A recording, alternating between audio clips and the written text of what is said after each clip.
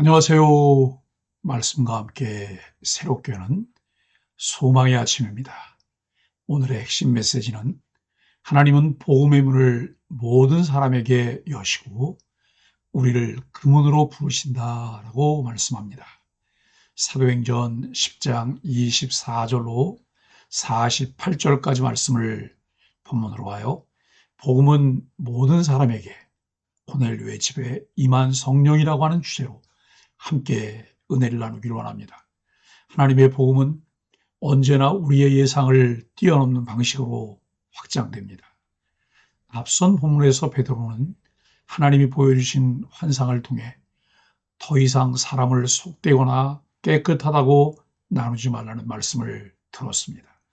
이제 그는 순종의 걸음을 내딛어 고넬료의 집으로 들어섭니다. 그곳은 단순한 한 가족의 문이 아니라 복음이 이방 세계로 들어가는 첫 관문이었습니다. 하나님은 그분의 일을 사람의 준비에 맞추지 않으십니다. 하나님은 인간의 이해를 넘어 일하신다. 순종은 결과를 만드는 행위가 아니라 하나님이 이미 정하신 결과 안으로 들어가는 믿음의 반응이다라고 박영선 목사님은 그의 책 하나님이 일하신다에서 이야기합니다. 오늘 본문은 그 믿음의 반응이 어떻게 하나님의 놀라운 복음 확장으로 이어지는지를 보여줍니다. 본문은 하나님의 섭리 안에서 만나는 사람들에 대하여 말씀합니다. 베드로가 고넬료의 집에 들어서자 고넬료는 경외하는 마음으로 그 앞에 엎드립니다. 그러나 베드로는 그를 일으켜 세우며 말합니다. 나도 사람이라. 이 말은 겸손의 표현이면서 동시에 복음의 본질을 드러냅니다. 복음은 사람을 높이는 종교가 아니라 하나님을 높이는 사람을 세우는 은혜의 복음이기 때문입니다. 베드로는 집안에 모여있는 많은 사람들을 보며 고백합니다. 하나님은 외모로 사람을 취하지 아니하시고 각 나라 가운데서 하나님을 경외하며 의를 행하는 사람은 다 받으신다라고 말씀합니다. 이 고백은 사도행전 전체에서 매우 중요한 신앙의 선언입니다. 복음이 특정 민족이나 문화의 전유물이 아니라 모든 인류를 향한 하나님의 구원의 초대장임을 보여줍니다. 복음의 핵심 선포, 예수 그리스도 모든 사람의 주입니다. 베드로는 고넬료와 그 가족들에게 복음을 전합니다. 그의 설교는 짧지만 복음의 모든 핵심을 담고 있습니다. 하나님이 나사렛 예수에게 성령과 능력을 기름 붓듯 하셨습니다. 그분은 두루 다니시며 선을 행하고 마귀에게 눌린 모든 사람을 고치셨습니다. 우리가 그분의 증인입니다. 그는 이어 예수의 죽음과 부활을 증거합니다. 그를 나무에 달아 죽였으나 하나님이 사흘 만에 다시 살리셨습니다. 그분은 산자와 죽은 자의 심판주로 정하신 이입니다. 마지막으로 베드로는 복음의 결론을 이렇게 맺습니다. 누구든지 그를 믿는 사람은 그 이름을 힘입어 죄 사함을 받는다. 이 한 문장은 복음의 중심입니다. 율법도 민족도 행위도 아닌 예수 그리스도의 이름을 믿는 믿음이 구원의 길임을 선포합니다. 성령의 임재, 하나님의 복음을 확증하십니다. 베드로가 말을 마치기도 전에 놀라운 일이 일어납니다. 성령께서 말씀을 듣는 모든 사람에게 임하셨습니다. 이방인인 고넬료의 가족이 방언으로 하나님을 찬양하며 복음의 기쁨을 체험했습니다. 이것은 단순한 감정적 열광이 아니라 하나님께서 이방인에게도 동일한 은혜를 베푸셨다는 확증의 사건이었습니다. 이 장면을 본 베드로는 감격하며 말합니다.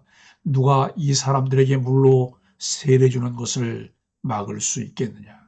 그리고 즉시 세례가 베풀어집니다. 복음은 이제 말과 듣기에서 멈추지 않고 성령과 세례를 통해 하나의 공동체로 이어집니다.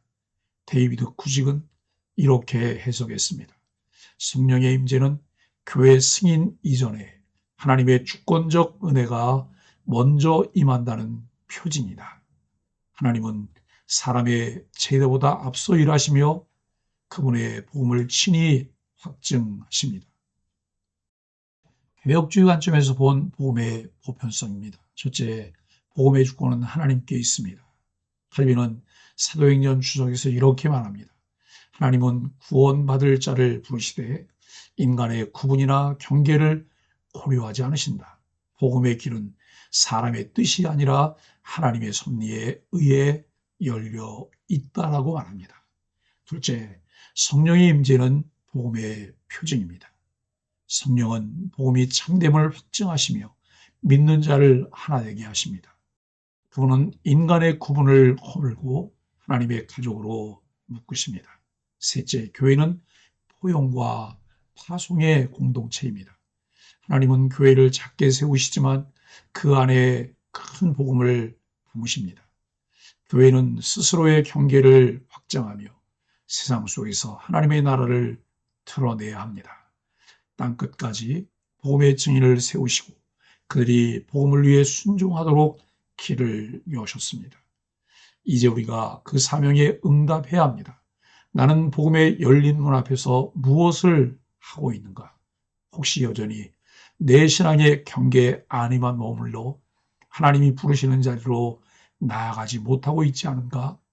하나님은 오늘도 우리의 삶 속에서 새로운 고넬료의 집을 준비하십니다. 가까이는 우리의 주변, 그리고 세계 도처에 복음을 듣기 원하는 사람들이 있음을 보여주십니다. 사랑과 진리의 빛을 기다리는 영혼들을 그분이 이미 예비해 두셨습니다. 영생주시로 작정된 자, 길고 방황하는 영혼들, 여러 상황으로 상처받고 교회를 떠난 이들이 있습니다. 우리가 해야 할 일은 단 하나입니다. 사명의로의 부르심에 순종으로 서 있는 일입니다. 사랑하는 소망의 가족 여러분, 복음은 유대인에게서 시작되었지만 그 경계에 머물지 않았습니다. 하나님은 고넬료의 집 문을 열어 복음을 온 인류에게로 확장하셨습니다. 그 문은 지금도 열려 있습니다. 성령께서 임하신 그날 이후 하나님의 복음은 모든 언어와 민족, 세대와 시대를 넘어 지금 이 자리까지 흘러왔습니다.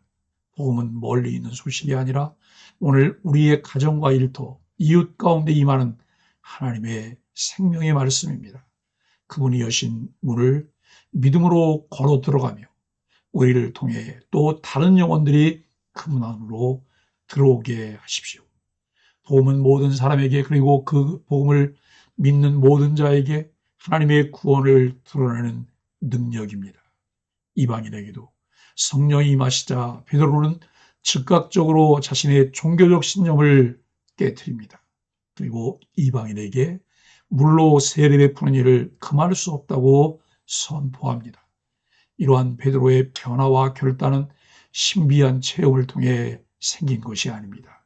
하나님 말씀을 늘 가까이 하며 상고했기에 가능한 것입니다. 성령의 신비한 역사를 하나님의 일하심으로 깨닫는 안목은 말씀에서 나옵니다. 말씀을 제대로 알면 성령의 역사를 깨닫는 영적 안목이 생깁니다.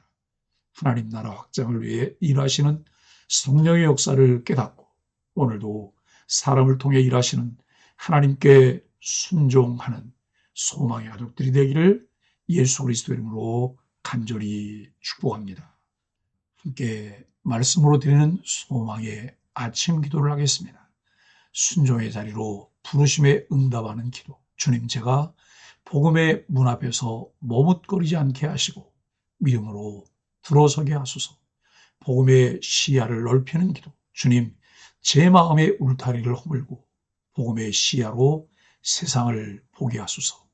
교회의 사명을 위한 기도.